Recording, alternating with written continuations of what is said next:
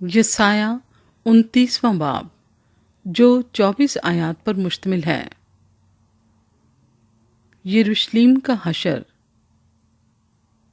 अरियल पर अफसोस, अरियल उस शहर पर जहाँ दाऊद खैमजन हुआ। साल पर साल ज्यादा करो, ईद पर ईद मनाई जाए, तो भी मैं अरियल को दुख दूंगा और वहाँ नोहा और मातम होगा, पर मेरे लिए वो अरियल ही ठहरेगा।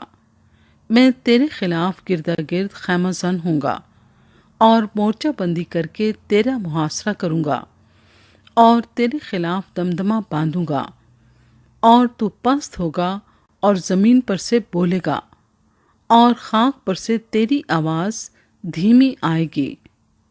तेरी सदा भूत की सी होगी जो ज़मीन के अंदर से निकलेगी, और तेरी बोली खाक पर से चुरगुने की आवाज़ मालूम होगी।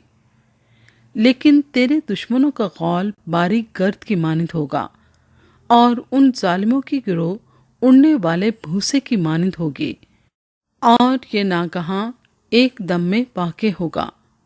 रब्बुल अफ़ाज खुद गरजने और जलजले के साथ और बड़ी आवाज़ और आंधी और तूफान और आग के मोहलिक शोले के साथ तुझे सजा देने को आएगा। और उन सब कौमों का अंबो जो अरियल से लड़ेगा, यानी वो सब जो उससे और उसके कला से जंग करेंगे और उसे दुख देंगे, ख्वाब या रात की रोया की मानिंद हो जाएंगे। जैसे भूखा आदमी ख्वाब में देखे कि खा रहा है, पर जाग उठे और उसका जी ना भरा हो, या प्यासा आदमी ख्वाब में देखे कि पानी पी रहा है, पर जाग उठे और प्यास से बेताब हो और उसकी जान आसूदा ना हो। वैसा ही उन सब कौमों के अंबों का हाल होगा जो कोहे सयून से जंग करती हैं। इन तबाहात जिन पर तवज्जो ना दी गई। ठहर जाओ और ताजुब करो, ऐशो इशरत करो और अंधे हो जाओ।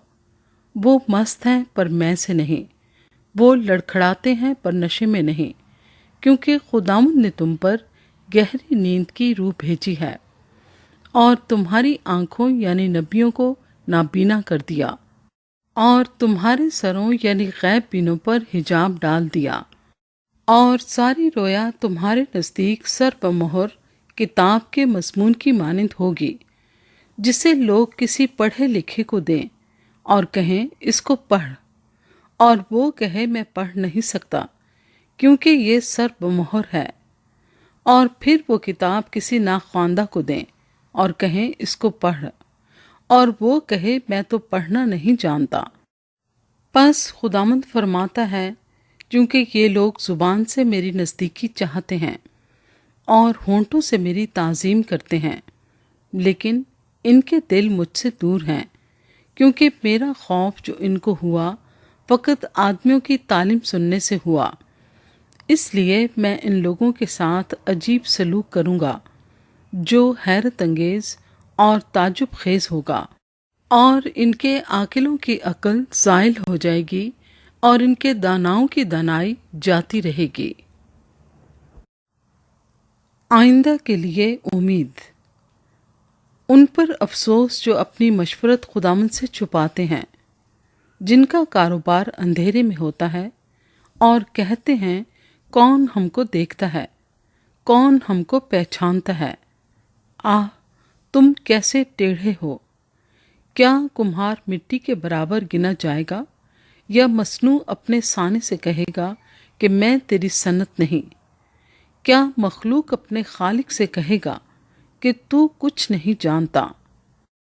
क्या थोड़ा ही अरसा बाकी नहीं कि लुबनान शादाब मैदान हो जाएगा और शादाब मैदान जंगल गिना जाएगा, और उस वक्त बहरे किताब की बातें सुनेंगे और अंधों की आंखें तारीकी और अंधेरे में से देखेंगी। तब मिस्कीन खुदावंद में ज्यादा खुश होंगे और गरीब व मोहताज इसराइल के कदूस में शादमान होंगे, क्योंकि जालिम फना हो जाएगा और ठट्ठा करने वाला नाबूद होगा, और सब जो बदकिरदारी के लिए बेदार रहते हैं کاٹ ڈالے جائیں گے۔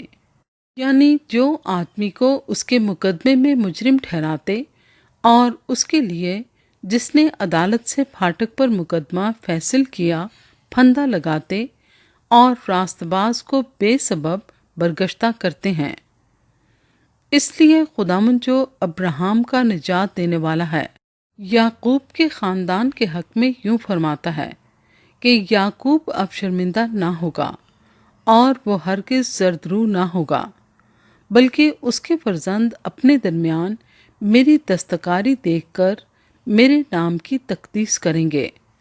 ہاں، وہ یعقوب کے قدوس کی تقدیس کریں گے اور اسرائیل کے خدا سے ڈریں گے، اور وہ بھی جو روح میں گمراہ ہیں فہم حاصل کریں گے اور بڑبڑانے والے تعلیم پذیر ہوں گے۔